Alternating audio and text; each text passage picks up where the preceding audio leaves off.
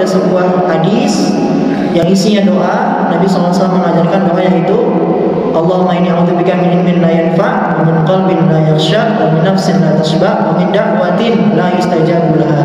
Aku juga berlindung ya Allah kepadamu dari dakwah doa la yustajabu laha, yang tidak diijabah. Ya. Harta riba itu kan dipisahin sama orang itu. Terus kemudian harta riba kan hanya boleh digunakan kayak buat kepentingan umum, bangun jalan atau apa, jembatan segala macam.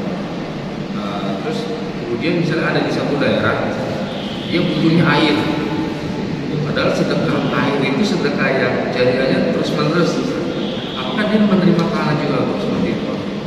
Padahal dia mengeluarkan dari harta riba. Assalamualaikum warahmatullahi wabarakatuh. Waalaikumsalam. Innal hamdalillah nahmaduhu wa nasta'inuhu wa nastaghfiruh wa na'udzu billahi min shururi anfusina wa min sayyiati a'malina. Man yahdihillahu fala mudilla lahu wa man yudlil fala hadiya lahu. Asyhadu an la ilaha illallah wahdahu la syarika lahu wa asyhadu anna nabiyyana Muhammadan 'abduhu wa rasuluhu la nabiyya wa rasula ba'dahu. قال الله عز وجل في كتابه الكريم يا أيها الذين آمنوا اتقوا الله حق تقاته ولا تموتن إلا وأنتم مسلمون. وقال جل جلاله يا أيها الناس اتقوا ربكم الذي خلقكم من نفس واحدة وخلق منها زوجها وبث منهما رجالا كثيرا ونساء واتقوا الله الذي تساءلون به والأرحام إن الله كان عليكم رقيبا. وقال تعالى أيضا يا أيها الذين آمنوا اتقوا الله وقولوا قولا سديدا يصلح لكم أعمالكم ويغفر لكم ذنوبكم ومن يطع الله ورسوله فقد فاز فوزا عظيما. أما بعد فإن أصدق الحديث كتاب الله وخير الهدى هدى نبينا محمد صلى الله عليه وسلم وشر الأمور محدثاتها فإن كل محدثات في الدين بدعة وكل بدعة ضلالة وكل ضلالة في النار. Yang pertama-tama segala puji dan juga syukur senantiasa kita ucapkan dan juga kita buktikan, yakni sebagaimana sudah kita ketahui bahwasanya asyukru ta'atul mun'im. Cara syukur, cara mengungkapkan atau membuktikan rasa syukur yang paling benar adalah dengan cara ta'atul mun'im, yaitu mentaati sang pemberi nikmat. Oleh karena itu setelah kita mengucapkan alhamdulillah, maka setelah itu kita buktikan dan juga praktekkan sebagaimana yang telah Nabi SAW ajarkan kepada kita, yaitu dengan cara kita beramal salih, membuktikan bahwasannya amal itu adalah bukti daripada bentuk pembuktian syukur yang sebenarnya. Sehingga ucapan saja maka semua orang bisa mengucapkan, adapun perbuatan maka di antara mereka ada yang tidak membuktikan dengan perbuatan tersebut. Sedangkan asyukru ta'atul mun'im, cara syukur yang paling benar adalah dengan cara mentaati sang pemberi nikmat, dengan cara melaksanakan segala perintahnya dan juga menjauhi segala larangannya. Lalu kemudian salawat dan juga salam senantiasa kita curahkan, berikan, doakan kepada Nabi kita yang mulia Nabi Muhammad SAW dan juga kepada para keluarganya dan juga para sahabatnya, para tabi'in dan juga para pengikut mereka sampai hari kiamat kelak. Ma'asyiral muslimin, jamaah salat subuh yang semoga Allah Subhanahu wa taala senantiasa diikuti dengan rahmat kasih sayangnya dari Allah Azza wa Jalla.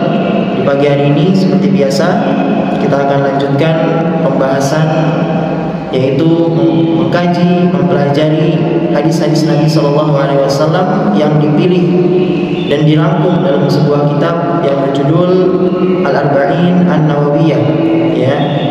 Judul yang populer sebetulnya, meskipun judul aslinya lebih panjang, ya, Al-Arba'un fi Mabani Islam wa Qawaidil Ahkam, sebagaimana yang ditulis sendiri oleh Al-Imam Yahya bin Sharaf An-Nawawi, yaitu judulnya Al-Arba'un, 40 hadis fi Mabani Islam, yang berkenaan dengan Mabani Islam, bangunan-bangunan Islam, wa Qawaidil Ahkam, dan juga hadis-hadis yang isinya tentang kaidah-kaidah hukum. Jadi hadis-hadis yang pendek-pendek namun maknanya luas, hadis-hadis yang bisa dijadikan sebagai tiang-tiang, sebagai kaidah-kaidah, ya, yang beliau rangkum dalam kitab beliau ini yang dikenal oleh kaum muslimin dengan nama yang pendek Al-Arba'un An-Nawawiyah atau Al-Arba'in An-Nawawiyah, 40 hadis Imam Nawawi. Dan di hari ini kita akan memasuki hadis yang ke-10, dan insyaallah mungkin hanya satu hadis ya, karena kemarin sudah nyoba 2 hadis ya, khawatir kebanyakan materi ya, sehingga dapat yang A, yang B tidak, atau yang B dapat, yang A tidak. Ya, karena itu tidak masalah insyaallah. Ya, tidak masalah. Ya, kita mengambil sedikit, yang penting bisa mendapatkan atau mengambil semua faedahnya. Maka hadis yang berikutnya berkata Imam An-Nawawi rahimahullahu taala wa ghafara lahu, al-haditsu al-ashir, hadis yang ke-10 dari 42 hadis. An Abi Hurairah radhiyallahu taala anhu qala, dari sahabat yang mulia Abu Hurairah semoga Allah taala meridainya, qala, beliau mengatakan, qala Rasulullah sallallahu alaihi wasallam, Rasulullah sallallahu alaihi wasallam bersabda, innallaha ta'ala thayyibun, sesungguhnya Allah Subhanahu wa taala itu thayyib. Ya, thayyib di sini nanti kita akan jelaskan definisinya. Ya, jadi thayyib itu kalau kita sering dengar ya, misalkan ya thayyib baik ya, kalau bahasa Arabnya. Namun nanti akan kita rinci definisi yang lebih lengkapnya seperti apa. Innallaha ta'ala thayyibun, sesungguhnya Allah taala itu thayyib, la yaqbalu illa thayyiban, dan Allah juga tidak menerima kecuali yang thayyib juga. Wa innallaha amarul mu'minin, dan sesungguhnya Allah Subhanahu wa taala memberikan perintah kepada orang-orang yang beriman, bima amara bihil mursalin, sebagaimana Allah juga memberikan perintah kepada mursalin, para rasul. Ya. Faqala, maka Allah berfirman, ya ayyuhar rusul, wahai para rasul, kulu minat thayyibati, makanlah dari yang thayyib, wa'malu salihah, dan beramallah dengan amal salih. Wa qala, Allah juga berfirman, ya ayyuhalladzina amanu, wahai orang-orang yang beriman. Kalau ayat sebelumnya wahai para rasul, dan ayat berikutnya kata Nabi, Allah berfirman, wahai orang-orang yang beriman, kulu min thayyibatin, makanlah dari yang baik-baik, ma razaqnakum, dari yang baik-baik dari apa yang telah kami rizkikan kepada kalian. Tsumma dzakara rajula, kemudian beliau sallallahu alaihi wasallam menyebutkan bahwa ada seseorang yutilus safara, yang dia sedang safar panjang, sedang dalam keadaan safar yang panjang, ash'ata, dalam keadaan kumuh, kusut ya, karena safar yang panjang, akbar, dan juga berdebu, yamuddu yadayhi ila sama, lalu kemudian orang itu mengangkat kedua tangannya ke langit, ya Rabbi, sambil berilhah, yaitu mengucapkan ya Rabb, ya Allah, ya Allah. Wa mat'amuhu haram, kata Nabi SAW, sedangkan makanannya haram, wa mashrabuhu haram, dan juga minumannya juga haram, wa ghudhiya bil haram, dan juga dia tumbuh dengan daging yang haram. Fa anna yustajabu lidzalika, maka bagaimana bisa hal yang seperti itu diijabah doanya? Rawahu Muslim, diriwayatkan oleh Imam Muslim dengan nomor hadis 1015 dan juga 65. Ya jamaah rahimakumullah, hadis ini diriwayatkan oleh Imam Muslim yang merupakan beliau sebagaimana sudah kita kenal murid dari Imam Al-Bukhari, yang mana 2 kitab ini adalah 2 kitab yang para ulama telah bersepakat ya, isinya insyaallah 100% hadis yang sahih. Artinya yang tertulis di kitab mereka berdua sesuai dengan yang terucap dari lisan Nabi kita Muhammad SAW. Jadi ketika antum mengoleksi kitab, membeli kitab Sahih Bukhari, Sahih Muslim, maka yakinlah yang tertulis di situ sesuai dengan yang terucap oleh Nabi SAW dan dihafalkan oleh para sahabatnya. Para sahabat yang mempunyai murid-murid tabi'in dihafalkan juga oleh para tabi'in. Mereka tersebar di beberapa negeri dan dicari oleh para penuntut ilmu yang lain, Imam Bukhari, Imam Muslim, ya. Dan Bukhari dan Muslim adalah 2 perawi hadis, pengumpul hadis, periwayat hadis yang memiliki syarat yang khusus dalam memilih hadis, ya. Mereka berdua memiliki syarat-syarat yang sangat detail dari kesolihan orang yang menghafal, kejujuran, hafalan yang kuat dan sebagainya. Ya makanya kaum muslimin itu ya alhamdulillah memiliki kitab-kitab yang 9 yang semuanya hadis, yang mana 2 diantaranya Sahih Bukhari dan Muslim, yang 7-nya juga hadis-hadis yang ada sahihnya, ada dhaifnya juga, ada yang hasannya juga.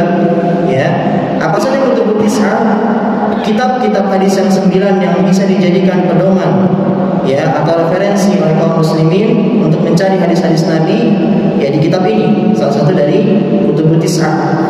Yang pertama Bukhari dan Muslim, yang pertama dan kedua. Yang ketiga ada Muwatta, namanya Muwatta, ini kitab hadis punya Imam Malik, gurunya Imam Syafi'i. Lalu yang keempat ada Al-Musnad, karya Imam Ahmad, ya isinya 40.000 hadis. Ya Musnad itu bersanad, nggak cuma teksnya saja, tapi orang-orangnya juga boleh sebutkan. Ya haddatsani an fulan qala haddatsani an fulan sampai Rasulullah. Ya mengabarkan kepadaku fulan bin fulan, kata fulan bin fulan mengabarkan kepadaku, sampai seterusnya bersambung kepada sampai Rasulullah. Yang kelima ada kitab Sunan Abu Dawud. Yang keenam ada kitab Sunan At-Tirmidzi. Yang ketujuh ada kitab Sunan Ibnu Majah. Yang kedelapan ada kitab Sunan An-Nasa'i, dan yang kesembilan ada kitab Sunan Ad-Darimi. Meskipun yang kesembilan ini selisih pendapat, namun lebih banyak dan populer disebutkan kitab Sunan Ad-Darimi. Maka nama-nama ini adalah nama-nama kitab hadis yang antum bisa jadikan referensi untuk mengambil hadis Nabi. Dan kitab-kitab yang buku-buku yang dibuat disebutkan hadis-hadis di situ tidak akan lepas dari kitab yang 9 ini, ya. Dan yang 2 di antara 9 itu Bukhari Muslim adalah 2 kitab yang paling benar di antara semuanya. Ya, para ulama mengatakan ashahul kutubi ba'da Al-Quran atau ba'da kitabillah Sahihul Bukhari. Buku yang paling benar, gak ada salahnya setelah Al-Quran adalah Sahih Al-Bukhari, karena isinya hadis. Maka karena hadis sabda Nabi dan juga benar semua, maka tidak mungkin ada yang salah. Ya, dari Abu Hurairah, dari sahabat yang mulia Abu Hurairah, biografinya sudah kita pelajari, sudah kita kenal, ya, di hadis yang sebelumnya, hadis yang ke-9, bahwa beliau adalah sahabat yang mulia yang pernah diaminkan oleh Nabi ketika beliau berdoa, Allahumma rzuqni ya hifdzan la yunsa. Ya Allah, berikan aku rezeki yang mana tidak pernah lupa. Maka Rasulullah yang mendengar itu mengatakan amin. Ya, sehingga beliau ini amalnya sangat banyak, meskipun masuk Islamnya di tahun ke-7 Hijriah, cuma 4 tahun bersama Nabi, tapi beliau merupakan sahabat yang paling banyak hafal hadis dari Nabi SAW. Semoga Allah meridhoinya. Beliau mengatakan, qala Rasulullah SAW, Rasulullah SAW bersabda, Inna Allah Ta'ala tayyibun, sesungguhnya Allah Ta'ala yang Maha Tinggi adalah tayyib. Di antara akidah yang benar adalah kita menetapkan bahwasanya At-Tayyibu merupakan salah satu nama dari antara nama Allah, ya Asmaul Husna. Karena Nabi SAW mengatakan Inna Allah Tayyib, sebenarnya Allah itu adalah zat yang Maha Tayyib. Maka apa itu Tayyib? Tayyib itu secara bahasa adalah tahir, suci. Ya, diddu al-khabith, lawan kata dari khabith, buruk. Maka lawan kata suci ya kotor, ya kotor, najis atau buruk. Munazzahun 'anil naqais. Tayyib itu selain suci juga munazzahun 'anil naqais, bersih dari segala kekurangan. La ya'tarihil khabathu bi ayyi halin minal ahwal. Tidak ada sedikit pun keburukan, kejelekan yang ada padanya. Maka itu definisi dari tayyib. Ya, sehingga Inna Allah Ta'ala tayyibun, sesungguhnya Allah Subhanahu wa Ta'ala tayyib. Suci, tayyib lawan kata daripada khabith. Sebagaimana Allah Subhanahu wa Ta'ala berfirman dalam surat Al-Maidah ayat 100, "Qul la yastawil khabith wal thayyib walau a'jabaka kathratul khabith." Dalil bahwasanya thayyib lawan dari khabith adalah firman Allah, "La yastawi al-khabith wal thayyib." Katakan wahai Muhammad, la yastawi, enggak akan pernah sama al-khabith wa thayyib, yang buruk dan yang baik. Walau a'jabaka kathratul khabith, meskipun membuatmu takjub jumlah dari khabith itu. Ya, jadi enggak akan pernah sama yang khabith dan yang thayyib, meskipun jumlah yang khabith lebih banyak. Sehingga para ulama yang mengambil sebuah faidah dari ayat ini, meskipun jumlah orang yang baik sedikit, itu nggak akan pernah sama dengan jumlah orang yang buruk meskipun banyak jumlahnya. Ya, sehingga Allah katakan la yastawi, nggak akan sama. Ya, al-khabith wa thayyib walau a'jabaka kathratul khabith, nggak akan pernah sama orang yang sesuatu yang khabith, yang buruk, dan yang thayyib, meskipun yang buruk itu jumlahnya banyak sehingga membuat takjub. Wa qala, Allah juga berfirman, al-khabithatu lil khabithin, dalam surat An-Nur ayat 26, yang mana ayat ini merupakan bantahan terhadap tuduhan kepada Ibunda Aisyah radhiyallahu taala anha dalam kisah yang terkenal dengan haditsatul ifki, ketika Aisyah dituduh berzina dengan sahabat Safwan bin Al-Mu'attal. Ya, dituduh oleh seorang munafik yang bernama Abdullah bin Ubay bin Salul. Maka Allah memberikan pembelaan dengan menurunkan ayat ini. Allah berfirman, al-khabithatu lil khabithin, wanita-wanita yang khabith, yang buruk adalah untuk laki-laki yang khabith juga. Wal khabithuna lil khabithat, demikian juga laki-laki yang buruk akan dipasangkan dengan wanita yang buruk juga. Wat thayyibatu lil thayyibin, dan juga wanita-wanita yang baik akan dipasangkan dengan laki-laki yang baik juga. Wat thayyibuna lil thayyibat, demikian juga sebagaimana laki-laki juga yang baik akan dipasangkan juga dengan wanita-wanita yang baik. Sehingga ayat ini menjadi pembelaan terhadap Aisyah, yaitu mustahil Aisyah, wanita yang baik yang dinikah oleh Rasulullah SAW, melakukan hal yang kecil seperti itu. Ini bantahan terhadap Abdullah bin Ubay bin Salul, ya, yang dikenal dengan gembongnya orang-orang munafik, ya, di zaman Nabi SAW. Kemudian sabda Nabi, la yaqbalu illa thayyiban, sehingga Allah itu tidak akan menerima kecuali yang thayyib juga, kecuali yang suci, ya, yang bersih juga. Karena Allah Subhanahu wa taala Maha Thayyib, ya, Maha suci, Maha bersih. Maka Allah enggak akan menerima kecuali sesuatu yang bersih dan suci juga.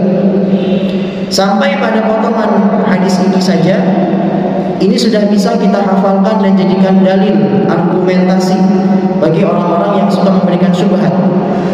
Ya, syubhatnya gimana syubhatnya?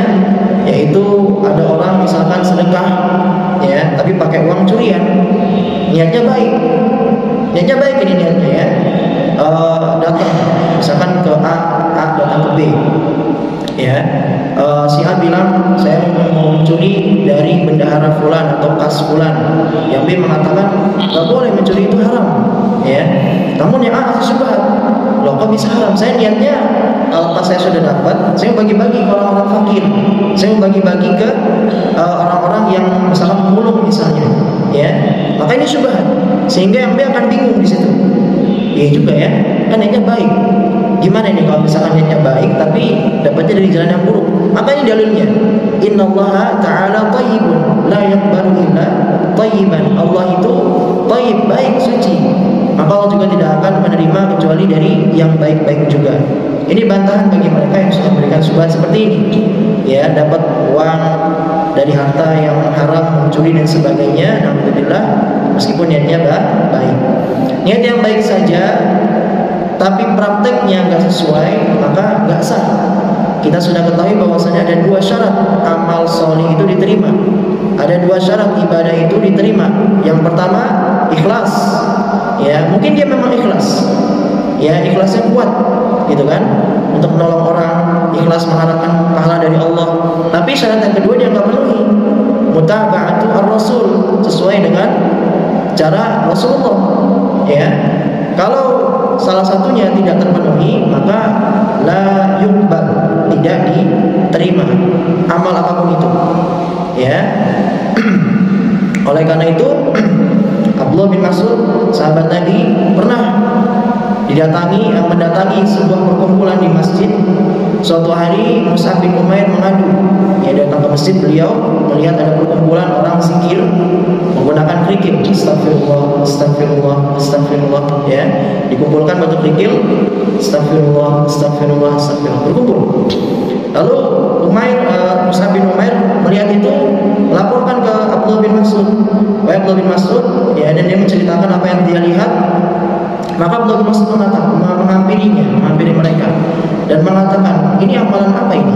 Apa yang sedang kalian lakukan? Kata Abdullah bin Mas'ud.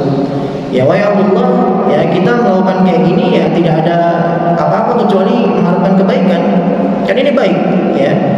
Agar kita bisa tahu jumlah berapa kita istighfar ini pakai batu kerikil.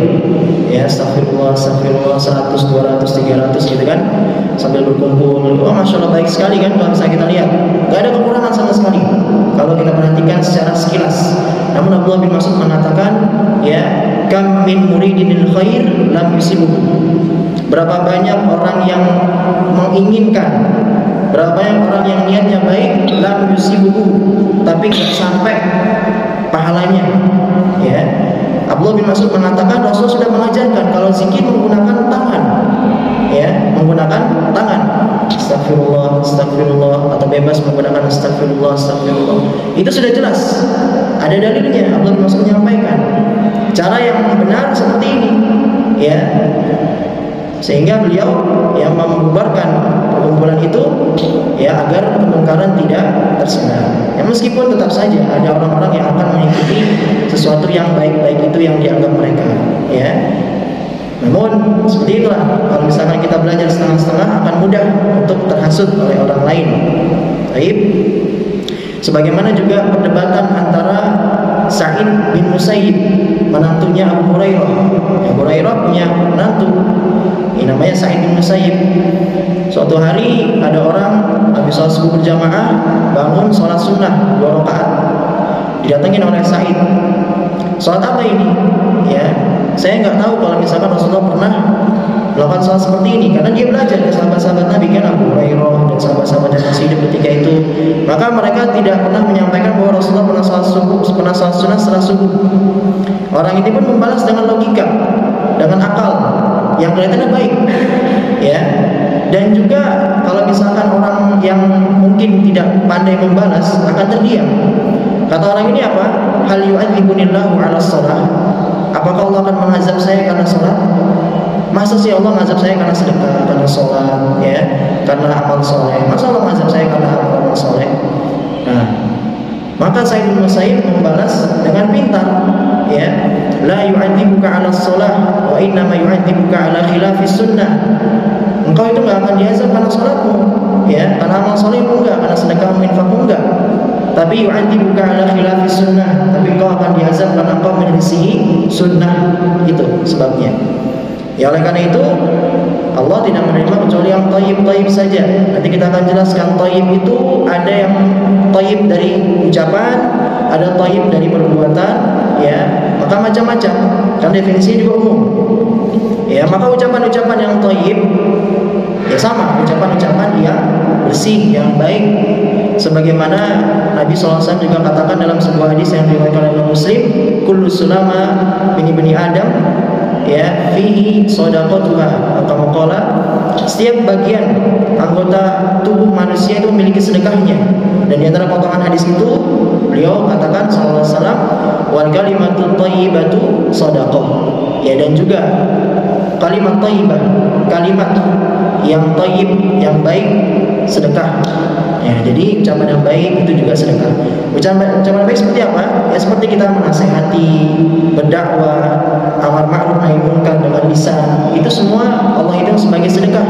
Ya, Allah nggak akan menyanyiakan sedikit pun amal soleh dari seorang hamba. Lalu kemudian amalan yang thayyib itu seperti apa? Maka seperti yang 2 syarat tadi. Amal yang thayyib itu apabila memenuhi 2 syarat. Yang pertama, ikhlas, hanya mengharapkan balasan dari Allah, tidak mencari muka, tidak riya, ingin dilihat, ingin dipuji, tidak ingin didengar juga, ya, tidak ingin sum'ah, ya. tidak ingin disebut-sebut. Yang kedua, harus sesuai caranya dengan sunnah Nabi Shallallahu Alaihi Wasallam. Jadi dua ini harus ada dalam setiap ibadah. Ya, ikhlas saja tapi prakteknya tidak sesuai, nggak akan diterima. Atau prakteknya sesuai tapi ada niat terpendam ingin dipuji, juga tidak diterima. Lalu kemudian dari sisi harta, dari segi harta juga ada yang thayyib, ada yang tidak thayyib, ada yang baik, suci, ada juga yang tidak. Maka seperti apa harta-harta yang dia dihukumi atau masuk dalam kategori thayyib? Yaitu maktasaba an tariqin halal, yang dicari, yang didapatkan dari jalan yang halal. Wa amma maktasaba an tariqin muharramin fa innahu khabithun. Dan adapun harta-harta yang dicari dari jalan yang halal, yang haram, maka dia dianggap atau termasuk ke dalam harta yang khabith, ya, yang buruk, yang jelek. Ya, sehingga di sini bisa menjadi bantahan untuk orang-orang yang tadi yang memberikan syubhat, ya, yang penting niatnya baik meskipun amalnya nggak sesuai. Ya, ini juga salah. Ya, kemarin sudah kita sebutkan ketika khutbah itu bahwasannya agama Islam bukan agama yang menggunakan akal. Ya, akal itu harus tunduk dengan dalil. Karena banyak sekali dalil-dalil wahyu firman Allah, hadis Nabi yang kalau dipikir dengan akal itu susah, ya. Akal manusia terbatas, nggak akan sampai. Oleh karena itu Allah juga mensifati surga. Bagaimana sifat surga kata Nabi Sallallahu Alaihi Wasallam? Ya, fiha ma la ainun ra'at wa la udhunun sami'at wa la khatara fi qalbi basharin. Surga itu di dalamnya adalah ma la ainun ra'at, mata yang nggak pernah lihat, itu yang nggak pernah lihat oleh mata. Kenikmatannya nggak pernah dilihat sedikit pun. Antum buka di Google atau segala macam, atau mengunjungi tempat manapun yang antum lihat indah-indah, nggak akan menyerupai sedikit pun yang antum lihat itu yang ada dalam surga. Wala udhunun sami'at, dan juga nggak akan pernah didengar, belum pernah terdengar sedikit pun di telinga. Wala khatara fi qalbi basharin, dan juga nggak pernah mampir, yang terbesit dalam hati. Akalnya itu kita nggak pernah nyampe surga itu kayak gimana isinya. Meskipun kita bayangkan, wah luar biasa sekali kayak gini dan kayak gitu, tapi sedikit pun nggak akan pernah menyamai dengan surga. Oleh karena itu akal manusia terbatas. Harusnya manusia itu tunduk dengan wahyu. Ya, kalau wahyu mengatakan A, B, sudah imani, selesai. Tinggal kita amalkan saja, seperti itu. Ya, sehingga kalau seandainya orang itu mengedepankan akal, logika, maka akan seperti na'udzubillah iblis. Ya, ketika Allah Azza wa Jalla memerintahkan iblis untuk sujud, Allah katakan iblis kan nggak mau sujud kepada Adam. Allah katakan dalam surat Shad ayat 75, ya qala ya iblis ma mana'aka tasjuda lima khalaqtu biyadai. Wa iblis, apa yang menghalangimu dari sujud kepada makhluk yang aku ciptakan dengan dua tanganku? Malaikat yang lain sujud taat kepada Allah. Ya, Allah perintahkan ini. Ya, astakbarta am kunta minal alim. Kamu sombong atau merasa tinggi? Lalu iblis apa balasnya? Nah, kata iblis, qala ana khairun minhu. Kata iblis, ya Allah, aku lebih baik daripada dia. Dia jawab, dia bantah pakai logika, pakai akal. Apa logikanya? Khalaqtani min narin wa khalaqtahu min tin. Engkau menciptakan aku dari api, dan sedangkan engkau menciptakan dia dari tanah. Kan secara akal, secara logika masuk akal tuh, ya. Elemen api gitu kan lebih baik daripada tanah gitu. Meskipun kalau misalkan kita pikirkan lagi, sebetulnya lebih manfaat tanah daripada api. Ya kan, fungsinya tanah itu kan membangun, ya. Membangun agar yang lain tanaman subur dan sebagainya. Kalau api biasanya merusak dan sebagainya. Ya, iblis membantah perintah Allah menggunakan akal, menggunakan logika. Ya, sehingga kata Allah setelahnya, qala fakhruj minha fa innaka rajim. Kata Allah, turun kau wahai iblis dari surga. Ya, engkau rajim, terkutuk. Wa inna 'alaika la'nati ila yaumiddin. Dan bagimulah laknatku sampai hari kiamat, ya, hari pembalasan, yaumiddin. Nah, maka dari itu, ya, dalam hadis ini banyak sekali kalau misalkan kita ingin sebutkan satu-satu faidahnya. Nah, lalu kemudian Nabi SAW bersabda, wa inna allaha amaral mu'minin bima amara bihil mursalin. Dan sungguhnya Allah Azza wa Jal memerintahkan orang-orang yang beriman sebagaimana juga Allah memerintahkan para rasul. Jadi caranya Allah memerintahkan orang yang beriman itu persis seperti Allah memerintahkan para rasul. Dalam hadis ini kita bisa mengambil faidah bahwa ya orang-orang beriman itu cuman beda satu level, satu tingkatan dengan para rasul. Oleh karena itu Allah katakan dalam surat Al-Kahfi ayat terakhir ayat 10, Qul innama ana basyarun mithlukum. Wahai Muhammad, katakan innama ana basyarun, sesungguhnya aku ini hanya manusia biasa, mithlukum, seperti kalian, sama. Ya makan, tidur, menikah dan sebagainya. Yuha ilayya, yang beda cuma satu. Yuha ilayya, saya diberikan wahyu, kalian tidak. Itu doang. Ya. Oleh karena itu surga yang paling tinggi apa? Surga Firdaus. Surga Firdaus surga para nabi. Apakah para nabi saja? Tidak. Surga siapa ini surga Firdaus? Qad aflahal mu'minun. Apa yang sebelahnya? Alladzina yarisuna al-firdausa hum fiha khalidun. Surga orang-orang yang beriman. Para nabi dan juga yang selain nabi dari orang yang beriman sama derajatnya. Yang beda cuma satu, kenabian dan kerasulan. Oleh karena itu Allah memerintahkan mereka sama. Ya ayyuhar rusul, ya ayyuhalladzina amanu kulu minat thayyibat, ya kulu min thayyibati ma razaqnakum, sama. Cuma beda lafaz rusul dan mukminin saja. Ya ayyuhalladzina amanu. Ya sehingga derajatnya sama dalam keimanan. Hanya saja para rasul, para nabi diberikan tugas untuk berdakwah yang memerangi kesyirikan dan kejahilan. Maka dalam potongan ini ta'liyatun li sya'nil mu'minin, ada yaitu peningkatan khusus, ya derajat khusus untuk orang-orang yang beriman. Wa annahum ahlun an yuwajjihu ilaihim ma amara bihi rusul, dan mereka itu berhak atau sama sebagaimana Allah juga merintahkan kepada para rasul. Faqala azza wa jalla fi amril mursalin, Allah katakan ya tentang para rasul, ya ayyuhar rusul kulu minat thayyibati wa'malus shalihat. Wahai para rasul, makanlah dari yang thayyib-thayyib, wa'malus shalihat, dan juga beramal dengan amal yang salih. Maka Allah Subhanahu wa taala di sini memerintahkan para rasul sebagaimana Allah memerintahkan orang yang beriman, ya, yang bukan para rasul tapi orang beriman biasa, yaitu agar mereka makan dari yang thayyib-thayyib, ya, makan dari minat thayyibat, dari yang baik-baik, yang bersih-bersih, yang halal. At-thayyibat wa hiya allati ahallaha Allah azza wa jalla wa iktasabat an tariqin syar'iyyin. At-thayyibat, makanan-makanan yang thayyib, yang baik adalah yang Allah halalkan. Waktu sibat an tariqin syar'iyyin, dan yang dicari, yang didapatkan dari jalan yang syar'i, ya, jalan yang halal juga. Fa in lam yuhilluha Allahu kal khamri fa innaha la yukal. Wa in ahallaha Allah walakin utusibat an tariqin muharramin fa innaha la yukal. Dan jika seandainya ada harta atau makanan yang tidak dihalalkan secara khusus di khamr, ya, atau harta yang didapatkan dari jalan yang haram, ya, maka ini tidak Allah perintahkan untuk dimakan, ya. Lalu kemudian firman Allah wa'malu shalihan. Para ahli tafsir ya mengambil sebuah faidah yang sangat simpel, ya, yang sangat mungkin kurang dari kita menyadari. Allah berfirman dalam ayat ini, ya ayyuhar rusul, wahai para rasul, kulu minat thayyibati wa'malu shalihan. Makanlah dari yang thayyib-thayyib, wa'malu shalihan. Nah, di sini Allah memberikan sebuah urutan. Setelah engkau makan dari yang baik-baik, yang halal, maka setelah itu engkau beramal salih.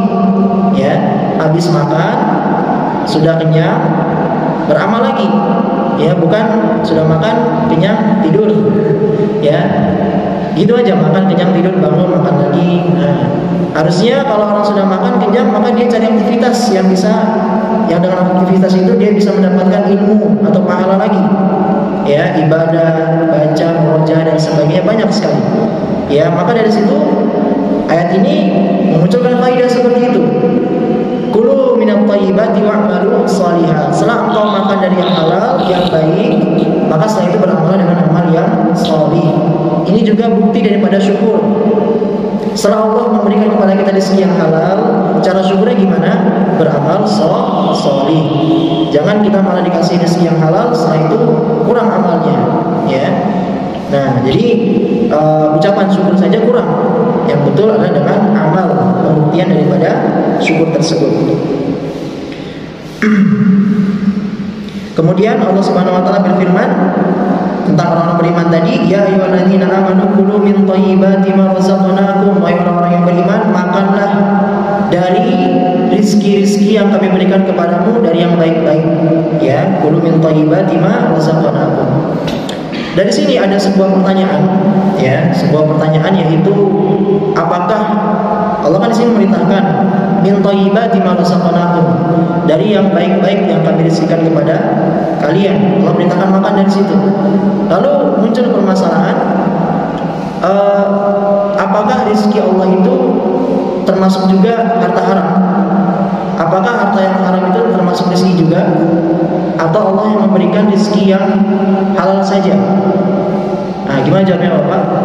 Apakah harta yang haram itu juga termasuk rezeki? Ya, maka akidah, ya, keyakinan yang tepat adalah semua yang diambil manfaatnya oleh makhluk secara umum itu disebut sebagai rizki. Semua yang Allah sediakan di muka bumi ini yang diambil manfaatnya untuk makan, minum, bersenang-senang oleh makhluk, maka itu termasuk rizki. Dalilnya adalah Allah berfirman, wa ma min dabbatin fil ardi illa 'ala Allahi rizquha, dalam surat Hud ayat 6. Wa ma min dabbatin fil ardi, dan tidak ada satupun makhluk yang melata di atas bumi illa 'ala Allahi rizquha, kecuali di sisi Allah rezeki mereka. Oleh karena itu Imam Ibnu Taimiyah rahimahullah taala memberikan penjelasan yang bagus, ya. Beliau mengatakan setelah beliau meneliti firman Allah, membacanya sampai habis, beliau menyimpulkan bahwa rezeki itu terbagi dua, umum dan khusus. Yang umum adalah ma yantafi'u bihil 'abdu, segala sesuatu yang diambil manfaatnya oleh hamba, meskipun caranya haram, tapi dapat manfaat dari situ, ya, maka ini rezeki. Dan tidak cuma manusia, semua makhluk, hewan, binatang, ya, dapat makanan dan mereka mengambil manfaat dari situ, maka itu termasuk rezeki. Adapun yang khusus adalah ma yamliku al-'abdu. Kata Imam Ibnu Taimiyah, yang khusus adalah segala sesuatu yang dimiliki secara penuh. Allah memberikannya kepada mereka, ya, hak penuh dari apa yang Allah berikan tersebut, sehingga Allah bisa memerintahkan, ya, karena nggak mungkin kalau seandainya itu haram Allah perintahkan dari situ, enggak, ya. Kalau misalkan umum Allah berikan, silakan dimanfaatkan, tapi kalau khusus Allah berikan secara mutlak, ini untuk kalian, sehingga Allah bisa memerintahkan kulu min thayyibati ma razaqnakum, makanlah dari yang baik-baik dari yang kami rizkikan kepada kalian. Ini perintah Allah. Maka ini rezeki yang khusus, ya, rezeki yang khusus sebagaimana, nah ini tadi firman ini satunya. Yang kedua, misalkan dalam surat Al-Baqarah, ya, ayat ketiga itu, walladzina yu'minuna bil ghaibi wa yuqimunas shalata wa yutuna zakata. Gimana ayatnya? Alladzina yu'minuna bil ghaibi wa yuqimunas shalata wa yutuna zakata. Terus wa yunfiquna mimma razaqnahum yunfiqun wa mimma razaqnahum yunfiqun, dan dari segala sesuatu yang kami rizkikan kepada mereka, mereka berinfak. Ini rezeki yang khusus, sehingga semuanya rezeki. Kita memisahkan rezeki itu hanya yang baik-baik saja, yang buruk bukan rezeki. Ini merupakan yang pemahaman kelompok yang disebut atau dikenal dengan kelompok Mu'tazilah, ya. Mereka memisahkan rezeki itu cuma yang halal, yang haram bukan rezeki. Karena Allah nggak mungkin berikan yang haram. Ya, tidak seperti itu pemikirannya. Maka ditafsirkan tadi, dirincikan, ya. Ada yang umum, ada yang khusus. Kemudian tsumma dzakara rajula. Kemudian Rasulullah SAW menyebutkan ada seorang laki-laki, ar-rajul, laki-laki. Namun bukan berarti hanya mengkhususkan laki-laki saja, bukan. Tapi ini sebagai taklid, yang mendominasi. Diambil sampel laki-laki yang mencakup juga wanita. Ada kata Rasulullah, ada seseorang yutilus safara, yang dia sedang safar panjang, ya. Dan safar ini merupakan salah satu sebab dominan untuk dikabulkannya doa. Kata Nabi SAW dalam sebuah hadis, ya, la turaddu ad-da'watu min thalathatin, ya, ada 3 doa yang tidak akan ditolak oleh Allah. Ya, 3 doa yang tidak akan ditolak oleh Allah. Yang pertama, min sha'imin hatta yuftir, dari orang yang puasa sampai dia berbuka. Wa min musafirin, dan juga dari orang yang safar. Wa da'wati al-walidi liwaladihi, dan juga doa orang tua kepada anaknya. Ini 3 doa yang tidak akan ditolak. Nah, orang ini yang Rasulullah berikan contoh ini, orang ini sedang safar.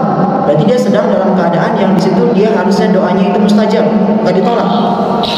Ash'atha, dalam keadaan kusut, kumuh, ya, acak-acakan karena safarnya jauh, ya, capek. Akbaro, dan juga dia berdebu, ya.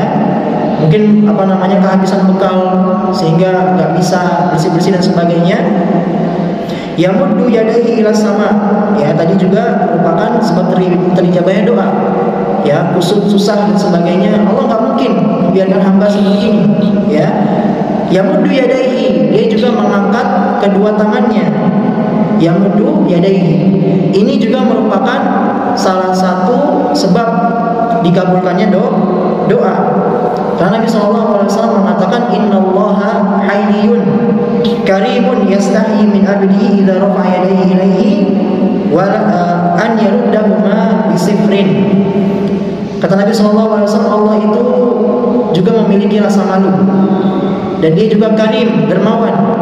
Yastahi min abdihi, Allah Azza wa Jalla malu dari hambanya, idza rafa'a yadayhi ilaihi, ketika hambanya itu mengangkat kedua tangannya kepada Allah, an yaruddahuma sifran, tapi Allah memberikan 0, ya, atas yang dia lakukan tersebut. Artinya kalau orang berdoa dengan mengangkat tangan, maka pasti ada yang dia dapat.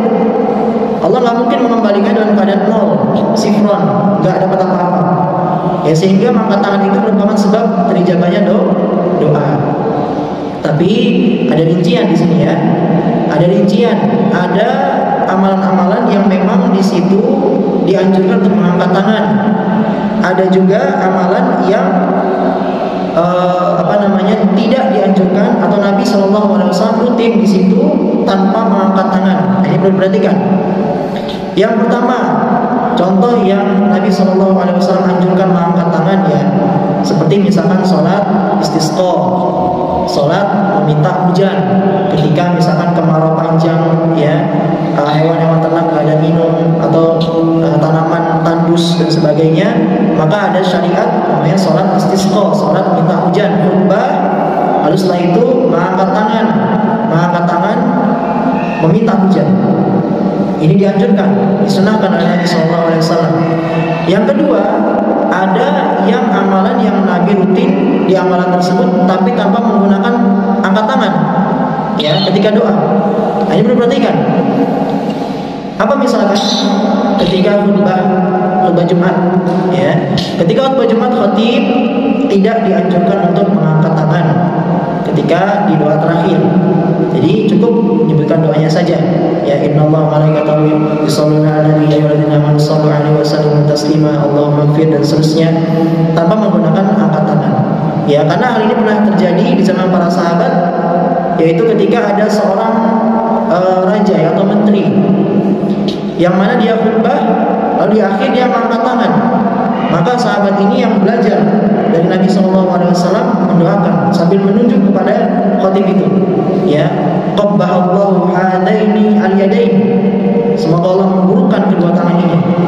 Karena Nabi SAW tidak pernah selama khutbahnya beliau berdoa dengan menggunakan angkat tangan. Nah, ini juga bukti bahwasanya agama Islam itu nggak menggunakan akal atau logika, ya, baik-baik saja tapi nggak sesuai itu ditolak, ya. Sehingga harus yang baik itu kalau memenuhi 2 syarat, yaitu ikhlas dan sesuai dengan tuntunan Nabi SAW. Yang ketiga, rincian yang ketiga adalah yaitu amalan yang memang di situ tidak ada larangan secara khusus, ya, tidak larangan secara khusus, nggak ada ancaman bagi orang yang angkat tangan, atau nggak ada juga perintah bagi yang ingin angkat tangan. Sehingga ini hukum asalnya kembali ke awal, yaitu adab doa. Di antara doa adalah ketika berdoa mengangkat tangan. Ya, ini rincian yang ketiga. Jadi kalau ada amalan-amalan yang di situ memang tidak ada secara khusus, ya, larangan dari para sahabat atau Nabi secara khusus, maka boleh angkat tangan, atau boleh juga tidak. Contohnya apa? Misalkan ketika khatib duduk di Jumat, duduk, ya kan, mau khutbah kedua itu kan duduk dulu. Nah, itu ada sunnah di situ berdoa bagi para jamaah. Nah, di sini antum boleh pilih berdoa tanpa angkat tangan atau berdoa menggunakan angkat tangan, karena tidak ada dalil secara khusus yang mengharamkan, dan juga nggak ada secara khusus yang memerintahkan juga, sehingga kembali ke hukum asal, yaitu adab doa. Ya, adapun yang sudah ada jelas larangannya, sunnahnya Nabi tidak pernah melakukan, maka jangan dilakukan. Kemudian dia mengangkat kedua tangannya ke langit dan juga mengatakan ya Rabbi, ya Rabbi, ya Tuhanku, ya Tuhanku, ya Allah, ya Allah. Ini juga sebab dikabulkannya doa. Sebab dikabulkan doa banyak sekali, ya. Waktu-waktu, sebab-sebab dikabulkan doa sangat banyak. Contohnya antara azan dan iqamah. Ya, itu ada waktu di situ sebelum qomat doa yang mustajab, setelah sholat wajib, ya. Kemudian juga ketika turun hujan, ini juga saat-saat yang doa itu dominan untuk diijabah, ya. Ketika mengangkat tangan, ketika safar, ketika puasa, nah, doa orang tua ke anaknya. Lalu kemudian dengan cara ini memperbanyak memanggil Allah, mengetuk, ya Rabbi, ya Rabbi. Sebagaimana ketika kita memanggil seseorang di balik pintu, ya kita kalau misalnya memanggil orang kan mengetuk tuh, Assalamualaikum Pak, gitu kan. Kalau misalnya keadaan darurat dipanggil terus bahkan, ya, sampai orangnya nyerah gitu kan, di dalam keluar akhirnya dia, gitu. Oleh karena itu para ulama memberikan sebuah ungkapan, ya, wa qari'ul babi ahra an yuftaha lahu, yang memberikan sebuah ungkapan untuk orang yang berdoa. Dan orang yang mengetuk pintu ini lebih dominan untuk akan dibukakan pintunya. Artinya apa? Kalau antum ingin doanya dikabulkan, ketuk pintu Allah terus sampai Allah bukakan pintu. Ya, sekali dua kali belum dikabulkan, ya jangan berhenti. Ya, Nabi saja doanya yang mustajab itu kadang langsung dikabulkan. Contohnya tadi hadis Aisyah ini, Nabi berdoa minta tolong kepada Allah, berikan pembuktiannya. Baru 3 hari baru dikabulkan. Ya, hari ketiga baru diberikan ayat tadi surah An-Nur. Ya, al-khabithatu lil-khabithin tadi. Nabi saja yang doanya, masya Allah, ya. Yang ketika itu Abu Hurairah ini minta doa agar ibunya masuk Islam. Awalnya ibunya mencela Nabi, ya, ngobrol sama Abu Hurairah. Lalu kemudian Abu Hurairah keluar meninggalkan ibunya karena dia sedih ibunya mencela Nabi, menghina Nabi. Lalu Abu Hurairah mengatakan, wahai Rasulullah, doakan ibuku biar masuk Islam. Lalu akhirnya Rasulullah doakan tuh langsung saat itu, Allahumma hdi umma Abu Hurairah. Ya Allah, berikanlah hidayah kepada ibunya Abu Hurairah. Abu Hurairah senang Tuhan. Dia balik lagi ke rumahnya, apa?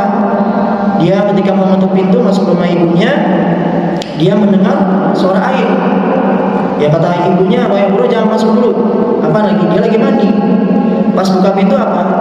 Ibunya mengatakan asyhadu an la ilaha illallah. Dia langsung bersyahadat. Begitu ya doanya Nabi. Sangat mustajab sekali, ya. Tapi ada keadaan di situ ujian juga untuk kaum mukminin, diuji iman para nabi itu gimana. Ya, seperti itu. Maka kita yang orang biasa kalau nggak langsung dikabulkan, ya jangan nyerah. Ya, terus desak terus, doa terus sampai benar-benar dikabulkan. Ya, selama, nah ini kita lanjutkan dulu. Wa mat'amuhu haram. Tapi kata Nabi SAW, makanannya haram. Wa mashrabuhu haram, minumannya juga haram. Wa ghudhiya bil haram, dan dia juga tumbuh, diberikan gizi, tumbuh dengan daging yang haram. Fa anna yustajabu lidzalika. Maka bagaimana mungkin doa yang seperti ini bisa diijabah? Ya, hadis ini merupakan peringatan keras bagi kita semua untuk berhati-hati dalam memilih makanan, minuman yang halal-halal saja, ya, yang baik-baik saja, yang jelas halalnya. Oleh karena itu, Nabi SAW juga pernah peringati bahwasannya tempat yang paling buruk yang diisi oleh anak Adam adalah al-batnu, perut, ya. Nabi SAW mencela orang-orang yang banyak mengisi perut, mementingkan perut, makan dan sebagainya, ya. Dia kalau ingin memperkenalkan bagus saja. Tapi kalau semuanya dimakan, kita nggak tahu mana yang halal, mana yang haram. Mungkin saja dari minyak yang tidak halal gitu kan, atau daging yang syubhat. Maka makan saja yang jelas-jelas ya. Selama itu bisa menguatkan tubuh kita untuk beribadah, maka cukup. Maka dari hadis ini juga bisa menjadi dalil bahwasannya doa itu semuanya terijabah kecuali kalau ada penghalangnya. Semua doa pasti Allah jawab ya. Allah katakan dalam surah Al-Baqarah, bagaimana ayatnya? Ya, wa qala rabbukum ud'uni astajib lakum. Dan Allah Subhanahu wa taala mengatakan ud'uni, berdoalah kepadaku, astajib lakum, niscaya akan aku ijabah. Semua doa Allah akan ijabah semuanya. Ya, imma diijabah langsung, yang kedua Allah ganti dengan menjauhkan dia dari musibah, yang ketiga Allah jadikan itu sebagai tanggungan pahala dia di hari pembalasan. Semuanya akan diijabah. Ya, makanannya haram, minumannya haram, tumbuh dengan daging harta yang haram, maka ini bisa menjadi penghalang dari terijabahnya doa. Oleh karena itu ada sebuah hadis yang isinya doa. Nabi SAW mengajarkan doa yang itu, Allahumma inni a'udzubika min ilmin la yanfa', wa min qalbin la yakhsha, wa min nafsin la tashba', wa min da'watin la yustajabu laha. Aku juga berlindung ya Allah kepadamu dari dakwah doa la yustajabu laha, yang tidak diijabah. Ya, ada doa yang enggak diijabah, ada kalau ada penghalangnya. Tapi hukum masalah semua doa diijabah. Selama tidak ada penghalang, maka Allah pasti akan ijabah. Nah, ya itu bagian akhir dari hadis yang mungkin ini bisa kita pelajari di hari ini. Masih ada waktu mungkin sedikit ya, 1 atau 2 pertanyaan. Jika saya bisa menjawab maka saya akan jawab, kalau tidak bisa maka Allahu a'lam. Nah, silakan Bapak. Dua dari Imam Nasri terus tanya saya kenapa album cuma asal dari Imam Nasri. Apakah album atau kenapa kitab album yang dikarang oleh Imam Syafi'i itu termasuk dalam kutubul tis'ah? Kutubul tis'ah buku yang Musnad, Bukhari, Muslim, Abu Dawud, Tirmidzi, Ibnu Majah, Nasa'i, Ad-Darimi, semuanya kitab hadis. Adapun album ini kitab fikih. Album kitab fikih Imam Syafi'i, mazhab Syafi'iyah. Nah, itu jawabannya. Nah, jadi kenapa nggak masuk? Karena itu kitab fikih, bukan kitab hadis. Meskipun banyak hadisnya juga, tapi bukan dikhususkan untuk hadis. Baik, silakan. Tadi yang doa dikumpulin satu gitu ya. Kan ada yang digital tuh. Nah itu gimana Ustaz? Ya, maka untuk berhati-hati, jamaah rahmatullah, untuk berhati-hati, ya, kita tinggalkan yang secara jelas tidak ada dalilnya. Itu yang pertama.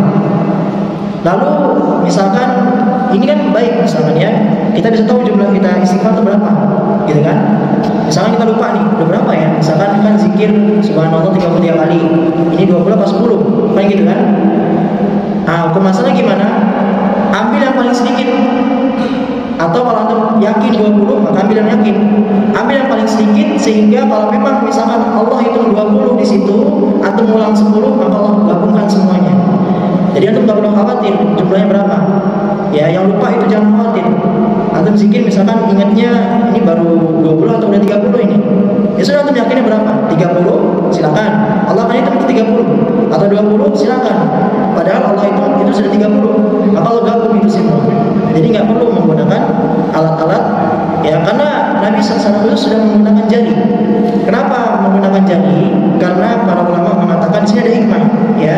Di hari kiamat itu semua anggota badan kita ditanya, tangan, mata, kaki, semua ditanya. Mulut kita dikunci, sehingga nanti kalau kita baik zikir dengan tangan kita akan berhujjah.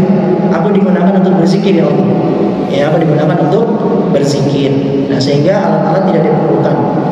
Nah, wallahu a'lam. Yang punya harta riba itu kan dia pisahin sama orang itu.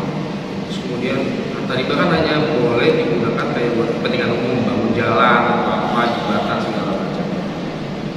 Terus kemudian misalnya ada di satu daerah dia butuhnya air, padahal sedekah air itu sedekah yang jariahnya terus menerus. Apakah dia menerima pahala juga seperti itu? Padahal dia mengeluarkan dari harta riba. Ya baik, ada orang yang dia itu bekerja di tempat-tempat yang gajinya atau tempat-tempat yang memang di situ berputar ribawi, ya sehingga akan berdampak pada penghasilannya juga. Maka yang pertama di sini dia pindah kerja dulu ya, pindah kerja cari yang lebih jelas. Lalu gimana uangnya dia gunakan dari harta yang dia hasilkan itu untuk kebutuhan yang primer saja, yang selebihnya maka jangan dipakai. Dan kalau ada harta riba, ya maka digunakan untuk kepentingan umum, kepentingan yang bisa dimanfaatkan untuk umum secara umum siapa saja, seperti perbaiki jalan, ya, membangun tempat duduk di pinggir-pinggiran dan sebagainya. Lalu bagaimana dengan air atau sumur?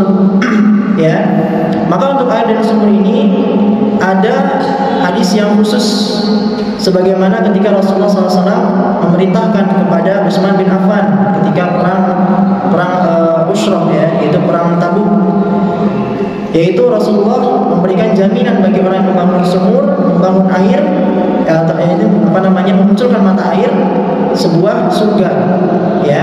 Maka Utsman berlomba-lomba di situ karena dia memiliki keluasan rezeki, dia keluarkan semua uangnya untuk menggali sumur, ya, dan juga mengalirkan air, sehingga tidak bisa disamakan antara orang yang bersedekah, ya, dengan harta riba untuk air dengan orang yang ini mungkin tidak bisa dianggap sebagai sedekah juga, karena kita hukumnya itu membuang hartanya, kita tidak pakai.